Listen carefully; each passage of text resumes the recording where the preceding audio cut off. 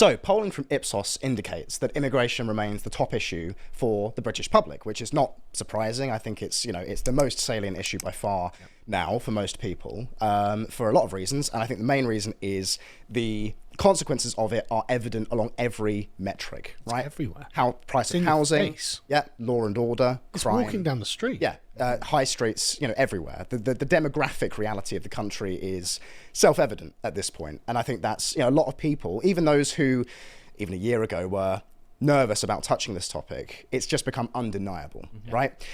And so there's a lot of talk about immigration, certainly on our side of things, and increasingly across the spectrum. It's interesting. There is now this consensus across, the left and right, whatever that even means at this point, that legal mass immigration is a huge problem and it's tearing our society apart. You saw Keir Starmer celebrating the news that net migration was down to 204,000 to the year to June 2025, which is still, historically speaking, insanely high. Well, then the gross intake was 850,000. Yes. Why are you bringing in 850,000? Yes. Have you not realised? I mean, have you tried? Do you drive anywhere? Use the trains? Use any kind of infrastructure? And you realise, God, there are just too many people here. Yeah. But nevertheless, it does appear that there is now this consensus emerging across the spectrum that this is a huge problem. And so, in my view, it's now become it's a permitted kind of edgy topic to talk about how legal immigration is a huge problem because it's just self-evident, right? And so what I would like where I would like the discourse to go now is actually looking at the conditions that created this state of affairs, because I don't think that there's really enough serious thinking on this question, because we hear the platitude, or not platitudes, but we hear the classic lines of, well, it was Tony Blair wanting to rub the right's face in diversity and all this sort of thing. Which is true, but at one level that is true, but in my view, it's window dressing for the more fundamental point here. And that point is that, and I tweeted about this recently, it was met with quite a huge amount of hostility, but I think it's important. It's essentially that the conditions that gave rise to mass immigration in the United Kingdom are essentially the fault of nobody but ourselves. And I want to begin by presenting essentially three statements that I think are important to understand here. The first is that the United Kingdom operates what I would call a usury-based economy, right? A huge amount of our economy is founded on credit and on debt, and it's interest-based, right? Yep. And for that, because of that, we have an economy that demands endless and constant growth. There's a reason that you hear Conservatives, Labour and Reform in unison talking about the need for growth, which really means just increasing nominal GDP. Not even GDP per capita, just overall GDP. And the reason for that is because if we don't have growth, this usury-based system collapses because we can't service our debts. You add on to the fact that we have this hulking welfare state. If we don't have growth, then we can't finance that. And suddenly you're looking at a situation where people are going without pensions, which, frankly, when it comes to the welfare question, the pension side of it is I think the one that our leaders are thinking about the most, because they're probably thinking, if we can't pay the pensions, people are going to die because they can't afford food, because they can't afford heating in their homes, and so on. And I think they genuinely worry about the welfare that goes to single mothers as well. That as well. Yeah. Yes, you're totally right. Forget all of the disability, universal credit, all of that nonsense, right? I don't think that's what they're thinking about when they're thinking this way.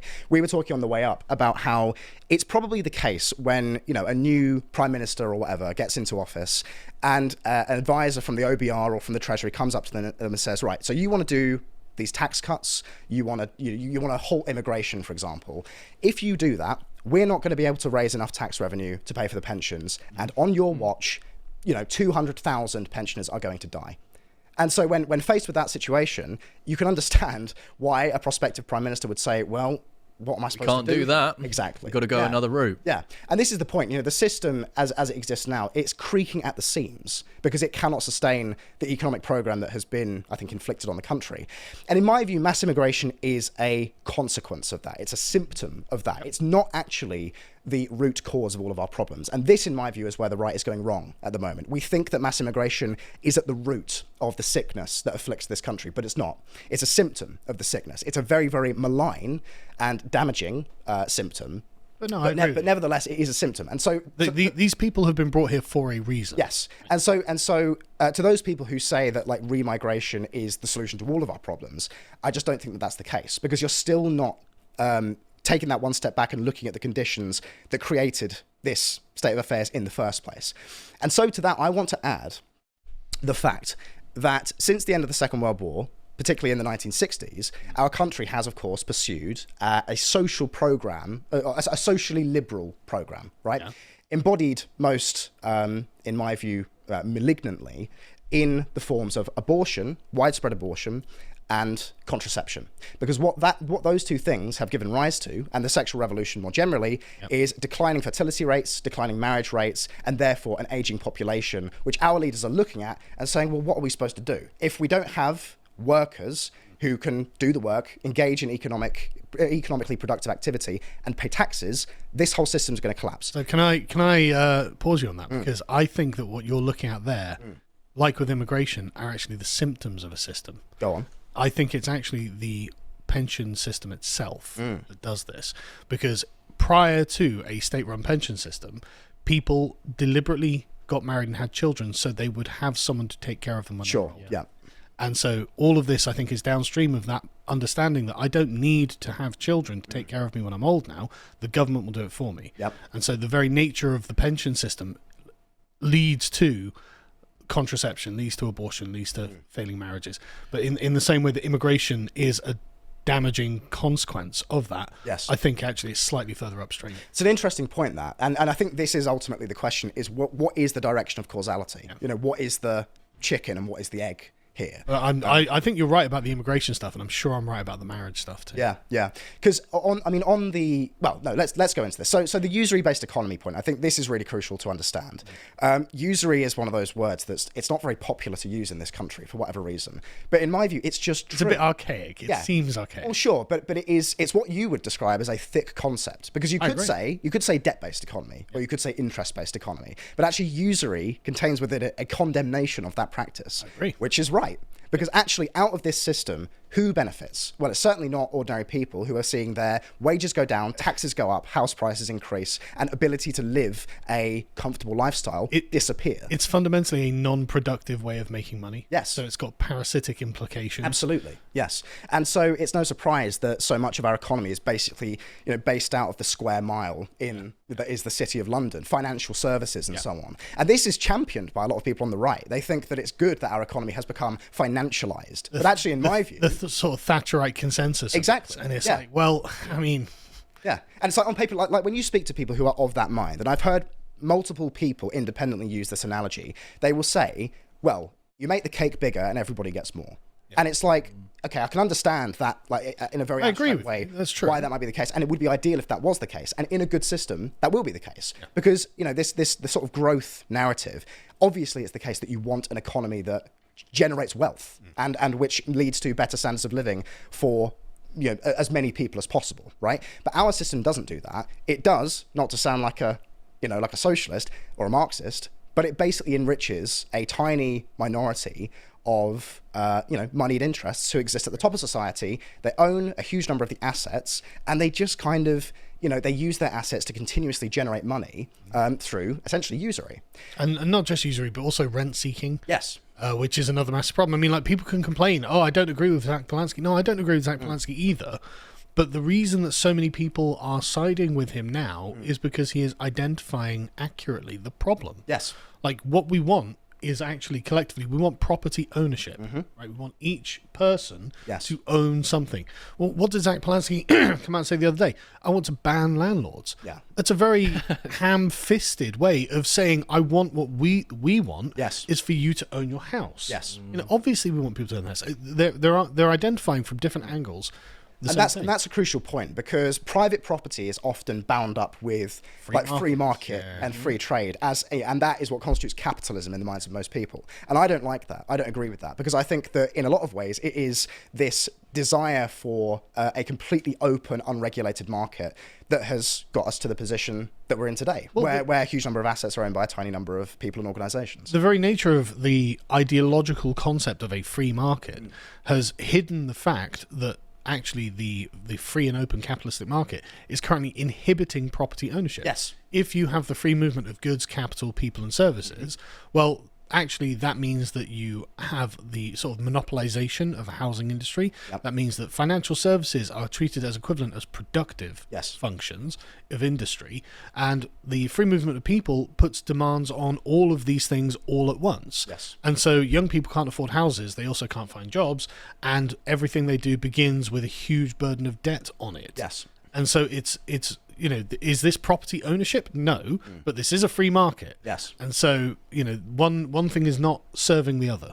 And this is the crucial point in my view. Like our, you know, as a political faction, insofar as we are coherent, our economic, you know, top line has to be private property. Ownership of property is the prime function of the economy, to deliver private property to as many people as possible, because that is foundational to the creation of a household, which is not just a building with people inside it. It is in my view, a spiritual entity, which is composed of the mother, the father, children, dependents, property. A house absolutely is metaphysical. We call it a home. Like, you know, every other language lives in a house. We don't. We live in homes. You know, the English is actually really quite interesting in that way. But you're absolutely right, because I mean, like, and the thing is as well, like the sort of traditionalist right has not properly explained what it is we want out of the economy, and that is a real problem, because what we want is labor to produce.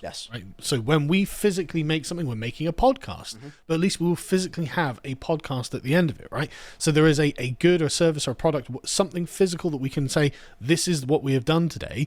And the market will, you know, determine its value based on supply and demand, you know, natural, uninflated, true figures that allow us to make real, you know, solid money that allows us to purchase property that we can live in and do all of those things that you said. That's just, I think, very traditional view of what the economy should be. Uncomplicated. Right? And you add into this the fiat money system, which allows the government to essentially destroy people's savings to save their own backsides. I've got a podcast coming out over the Christmas period, by the way, where I go into the death penalty. Interfering with the value of money, there were dozens of laws against that would all carry the death penalty. Like Rishi Sunak, what he did with our currency would have just been instant death. He would have been hanged in public 200 years ago. And this is the point, is our ancestors recognized these problems. They recognized the threat posed by usury, by, you know, what we today call quantitative easing, printing money and so on. Basing the money supply, you know, because it affects everything, and it destroys everything. That was exactly the rationale. It imperils the financial health of the entire nation. Obviously, of course it does. And actually, and a tiny number of people benefit from it as well. And like, you know, and it's those people who say, damn the consequences, damn everyone else, I'm going to just get rich off of screwing over the nation, who are, you know, the greatest traitors of all. And it's those people who occupy positions of power in financial institutions and in government. And those two entities are in cahoots with one another. There's a blurring of the line. Lewis and I were talking on the train about sort of, you know, economic systems. And it is as though in the West we have kind of the reverse of what China has, in that we have public-private partnerships between the state and corporations. But in our system, the senior partner in that arrangement is the private. The senior partner is the corporations, whereas in China, for example, the senior partner is the state. And you can make what you want of the Chinese system.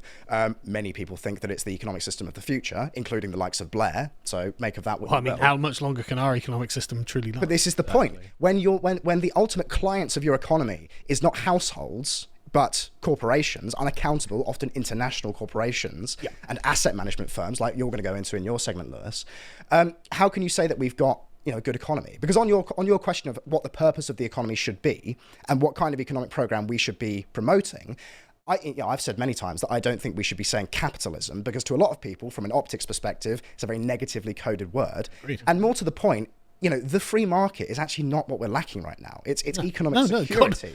We've got an excess of free market. Jesus Christ.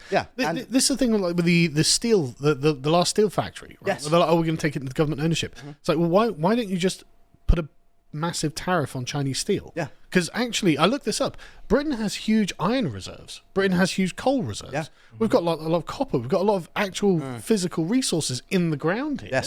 We could produce our own, and did, which is why we led the Industrial Revolution. It's just the Chinese can use their slave labor to undercut our markets. We could prevent that. You know, you might have to pay slightly more for a television or something. But buy one once every 1 or 2 years rather than 1 year. You know what I mean? Like, And so we're at a point where public sector debt is 95% of GDP. And in my view, I think a lot of these politicians who get into positions like the Chancellor, for example, Rachel Reeves, being like the prime example, she goes into that office, she goes into number 11, and a load of advisors come up to her and say, right, we're fucked now. We're screwed. and you are basically just the figurehead to sell this to the public, right? And so it's, in a way, I mean, I don't feel bad for Rachel Reeves because I think that she is a malignant, arrogant individual. But at the same time, she's just the person who happens to be in that position whilst everything is collapsing. Yeah, right? Dan gave a speech on this conference, which caused me to say, look, do you want to come and have a job with us? Yeah. Because he was, look, all of the positions are in checkmate. Yeah, right? It doesn't matter who you put into the position, exactly as you're saying. Gophers. Yeah. They literally can't change it, and so nothing changes. Yes. And so again, household debt, 80% of GDP, everyone's in debt, nobody can afford anything. So obviously this system isn't working. State spending literally half of what's earned. Yes. It's mad. Yeah, it is. And by 2029, net tax revenue is going to be 38% of GDP. So we're looking at a situation where, as you say, literally half of what we earn is nicked by the government to be spent largely on financing debt and paying for the foreigners that they've brought here to maintain this system. And so on that point, and this is the point that I really want to make here, is how a kind of holistic view of the problem, how these things all link together. Because in my view, it is, the decline in marriage and fertility rates is, you can't inseparable from this problem, right? And so what we've got here, sorry, is that not working? Which one are we looking for? I wanted to look at the marriage and next one. Here we go. So you look at marriage rates, right, in this country.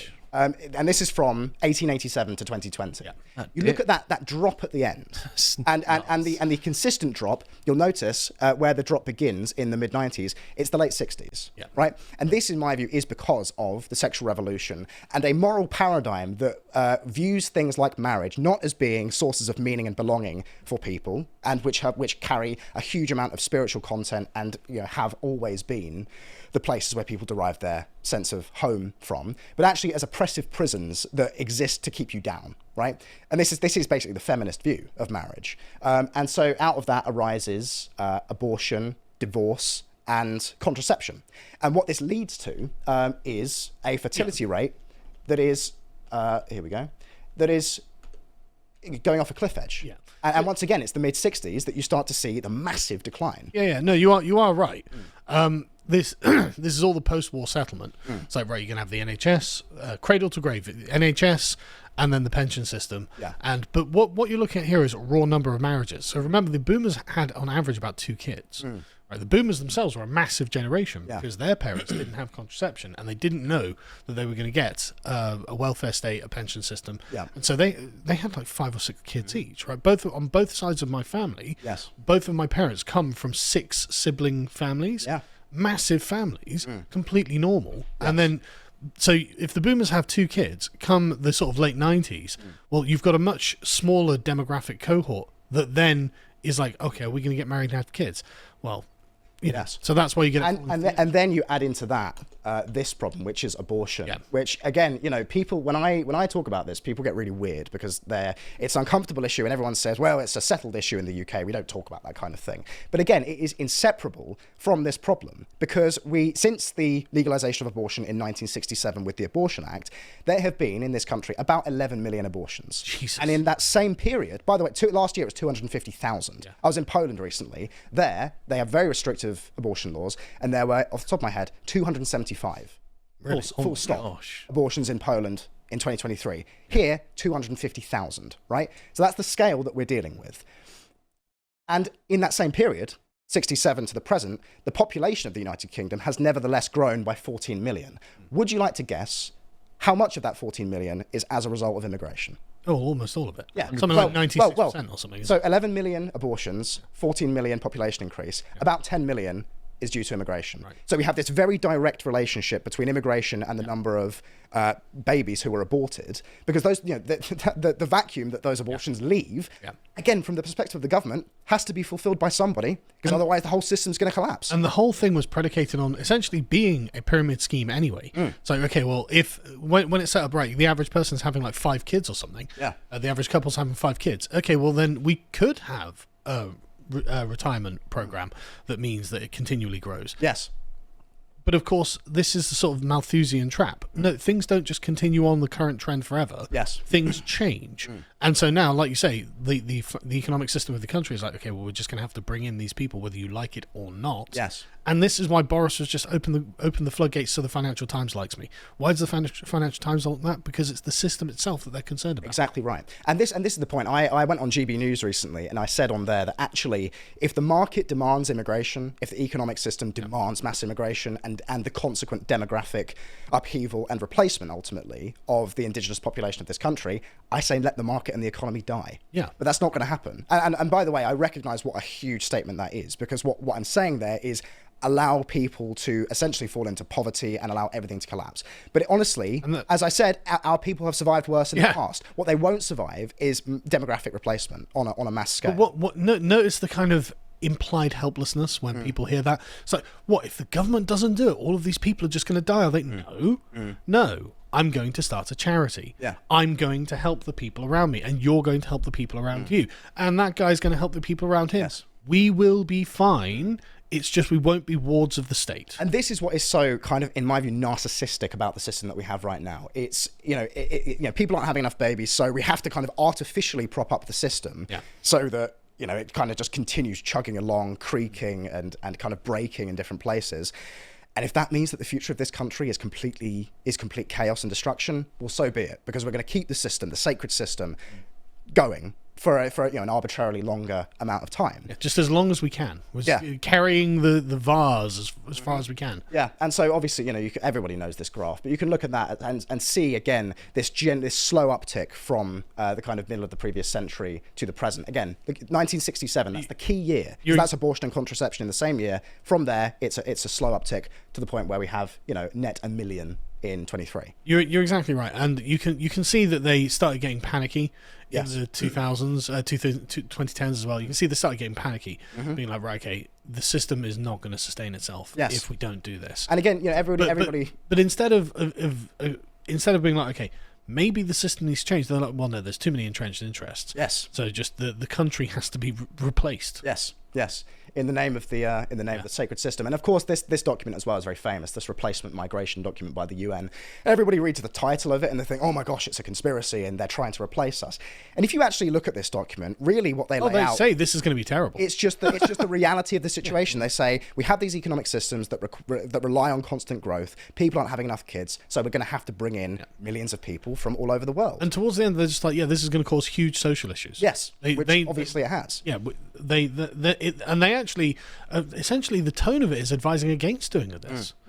The tone of it is like, this would be a real problem if we do this. Exactly. And so to conclude, in my view, again, we have to have a holistic view of these things. And I don't feel that a lot of the right has that at this stage. I think that we're looking at these things in isolation. We're looking at the demographics and we're thinking, well, if we just reverse that, then everything will be fine. But it's actually, no, if we have to look at the conditions that gave rise to it, and we have to grapple with the fact that really a lot of it is it's the social liberalism that is the problem here. The thing is, you've got to boil it down to a mimetic takeaway, right? And the mimetic takeaway, I think, is you can choose. You will either have pensions or abortions. Yes. That's your choice. That's exactly right. Pensions or abortions. Yes. You choose, ladies and gents. Indeed. Yes. So yeah, as I say, in my view, remigration, if that is going to be, on the plate, on a sort of thing that could potentially happen in the future, has to be coupled with a re-embracing of traditional Christian values as it pertains to family, marriage, the building of a household, and so on. By which I mean outlaw abortion, outlaw contraception, and engage in remigration. And also, that's basically it. A kind of return to sort of traditional Protestant economics. Whether you like it or not, they had it right. You work hard, you earn your money, and everything gets better. Yeah, I mean, I do think, as a Catholic, I would say that Catholic economics are very good as well. If you read Rerum Novarum, for example, that's a very interesting text on the relationship between capital and labour from a Catholic perspective, which is basically that the two should be symbiotic. But from the perspective of an Englishman, it's Protestant economics that makes most sense. Maybe so. Anyway, we move on. Before we move on, actually, because I realised I've been sat here just listening, so forgive me. I was actually, I've been really enjoying it, so I wanted to sit and listen. To add, just briefly, I think there is a perspective of the normie perspective, right? And I think we were talking about this last night on the phone when we were discussing about what we were going to talk about today. Yep. And a lot of it is the average person likes to be incentivized by something, so given something in return. Also, naturally rebellious, whether that manifests in various other aspects. And also, people like to just get on with what they're doing in their own bubble. And unfortunately, a lot of the times, trying to cut through on these issues to the average person is extremely difficult. Yes. So how do we do that?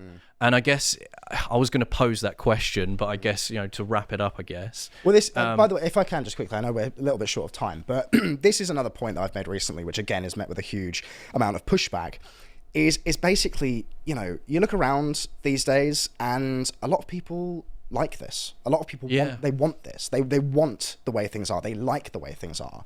And so anything that does sort of confer any amount of hardship or discomfort is always going to be unpopular. But the problem with the kind of democratic system that we have is the currency, social and political, is not truth; it's popularity. Yeah. And so if you just say and do what's popular, then you're gonna win. You're gonna get power. Insofar as elected office is actually a position of power these days. But actually, I think we have to start getting real about this. We have to start getting real about the fact that, look, there's going to be hardship to come. The question is, what kind of hardship? Is it going to be comprehensive collapse, or is it going to be you can't have an abortion, you can't get contraception, and you're not going to get paid to sit on your arse all day and do nothing?